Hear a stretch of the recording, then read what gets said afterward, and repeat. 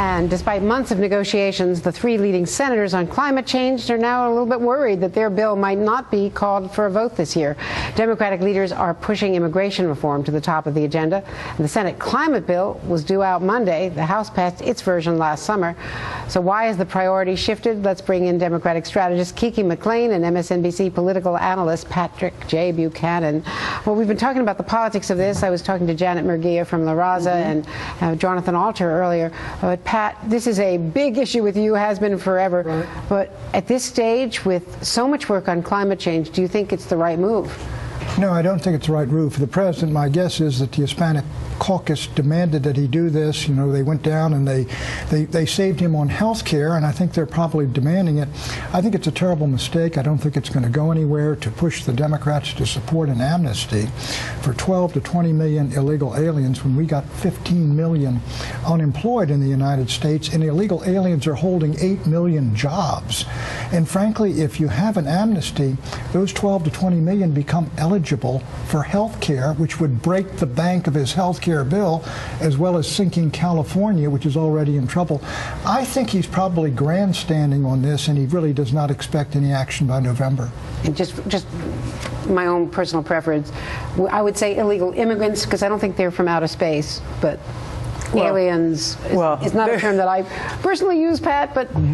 Well, let me go back and challenge the premise of your question that one issue has overtaken the other. Both are critical issues. Well, do you think they're going to move on climate change? I don't see that, and I don't hear any reports today that really indicate that to me, other than the president had a public event today. That doesn't mean, and where he talked about the issue of immigration, where he really was drawn by a calendar of what's going on with Arizona legislation that you talked earlier with Jonathan Alter and Janet Murguia about. In Arizona, there's a piece of legislation that I think most people agree will be found unconstitutional. I don't think it represents the values or the culture of our country.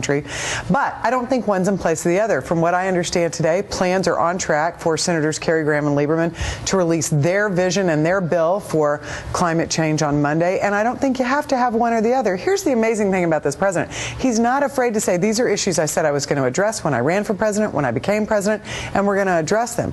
We can walk and chew gum at the same time. Now, I will say this on immigration. I grew up in South Texas.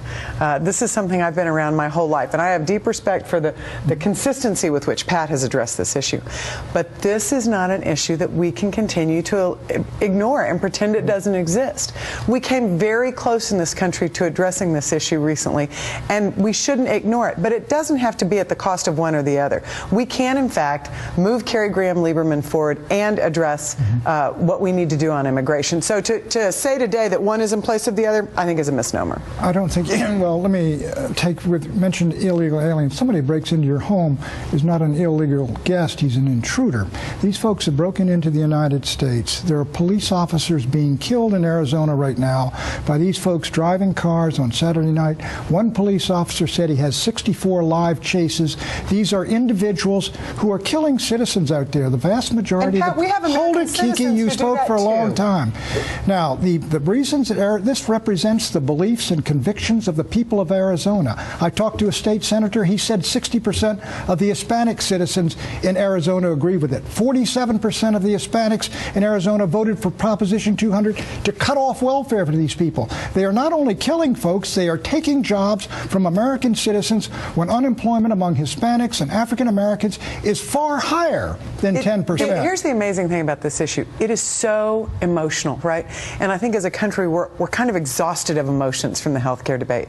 But I will say this. Which is why people are questioning whether the president should embrace it. The worst thing that we can do going into this conversation, because it's an issue that must be addressed for our future, for our economy, for healthcare, for education, for a variety of reasons, is the exaggerations and the generalizations have got to come to an end. If we see happen in immigration reform what happened in healthcare reform, that's dangerous for everybody. There are American citizens who are driving drunk and killing people too. Sure. There are also innocent people who have fled persecution, and I don't want to see this debate go to that level. Is that an argument for the President of the United States not enforcing the laws of the United States? These folks are here illegally. The President started off by cracking down on these businessmen who hire illegal aliens for $5 or $6 an hour off the books, and he was doing a good job. And when these illegal aliens left, American citizens took the jobs, enforced the law, secure the border. This is why McCain sounds like Pat Buchanan now, because this issue has hit Arizona the way in 1992 it had started to hit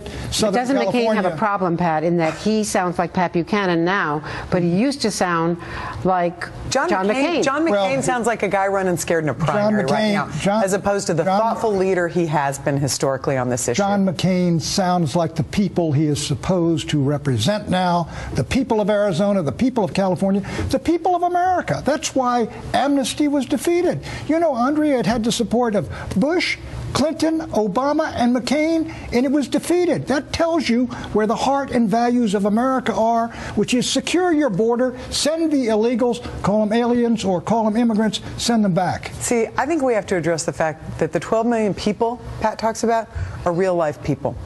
And I want to enforce the laws, and I want us to have a policy that deals with things realistically. We can talk about extreme positions, but the reality is we're not going to rent a bunch of school buses and drive across America, bring up 12 million people in buses and drive them across the border. We have to have a comprehensive policy that addresses this in a practical way that will succeed. Remove the jobs magnet, and they will go home.